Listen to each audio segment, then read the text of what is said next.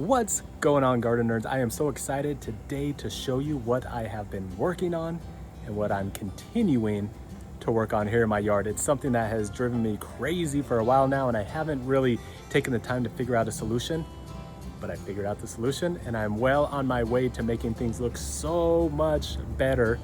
And I'm excited to show you my new entryway, my new pathway into my backyard. Let me show you.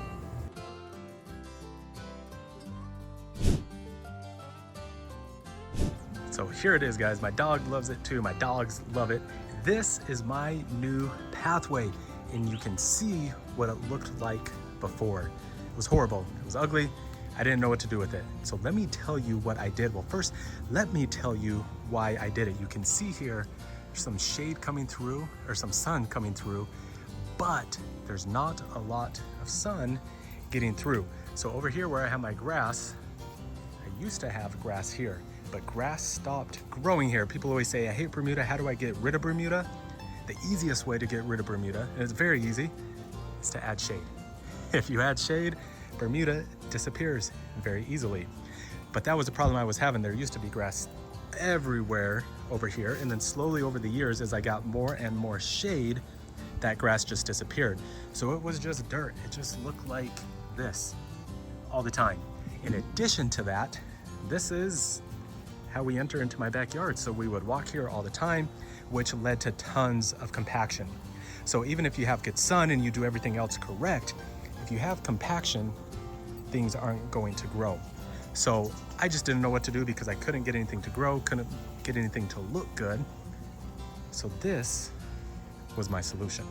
And let me show you everything that I did and tell you why I did it. So first thing is, I blocked off this pathway. I found on Facebook Marketplace some pavers, some sandstone, and I put that down. That is my new pathway. It's gonna be compacted, nothing's gonna grow there anyways, so might as well put down a good looking pathway, and I'm gonna tell you in a minute what else I'm gonna do here. Then on either side, instead of just having ugly dirt with nothing there, I decided to put down mulch. And then on this side, I put down these foxtail ferns, which do well with a little bit of sun, a little bit of shade. They should grow up, be about 2 or 3 feet tall, and completely fill in this area as you walk into my yard and look to the right. That still gives me room to get in here to my garden beds, which, by the way, if we come over here, they get enough sun in the day to be able to still grow things in here. This orange jubilee, which this is orange jubilee, by the way, I'm having it grow over as like an arch, so it looks cool when you walk into the yard, but I'm not gonna have it completely grow over my garden beds because I need enough sun there. So that's what I did on this side.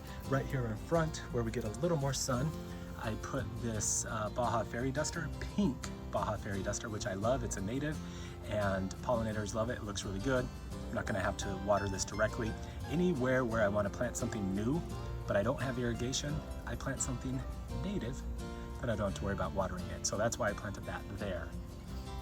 Then let's talk about this side. Again, this was all ugly, still adding a little bit of mulch, fixing things like that exposed irrigation line. I don't want that to be there, so I'm gonna take care of that.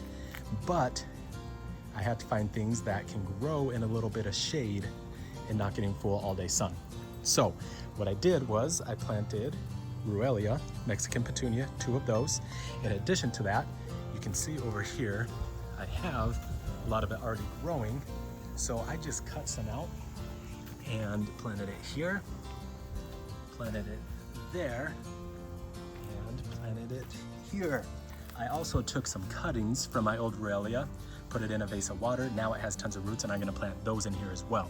So the idea is, as you're walking on this side, you have the foxglove. I don't want it too tall though, because I have to access my garden beds. And then on this side, I'm okay with it being 3-4 feet tall, completely lining the walkway as we walk in. And then in the back, I have this tree that's been here for a while. This is a Spanish lime, which is a very difficult tree to grow.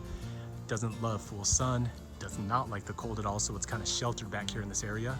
It's putting on new good growth though, so that's exciting. But I also put these 2 other plants that don't want full sun and thrive in kind of a more tropical like environment.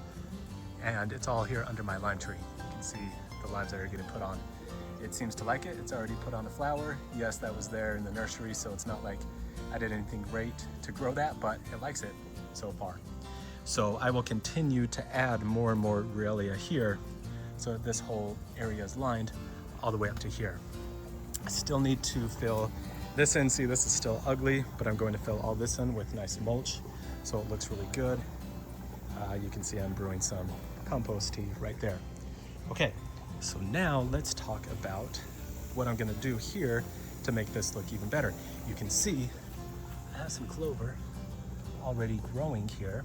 It will continue to spread. My dog wants to be, say hi, Biscuit. Biscuit wants to be in the video. So I already have some growing here. I am also, right now, we are mid-September, towards the end of September, I have seed. I'm going to throw down clover seed in between all of this flagstone here.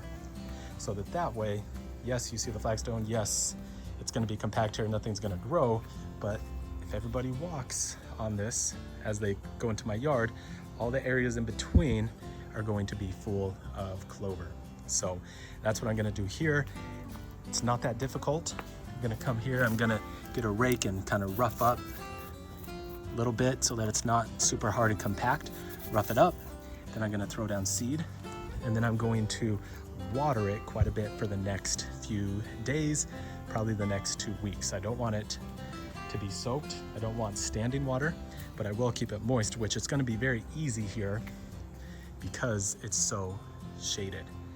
That's one thing with clover. Clover can take more shade, a lot more shade than Bermuda. So if you're trying to, instead of growing Bermuda, I know a lot of people don't like Bermuda grass at all or grass at all because it takes lots of water. If you have a more shadier spot, clover is perfect.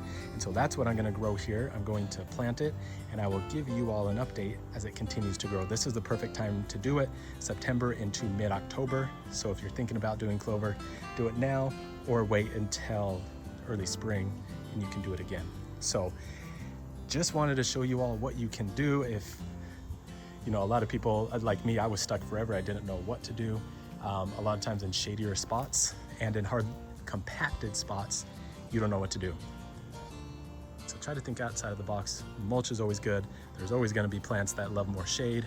And then you can always do a cool walkway like this. And then I have my lights lining it and everything. So I'm super excited.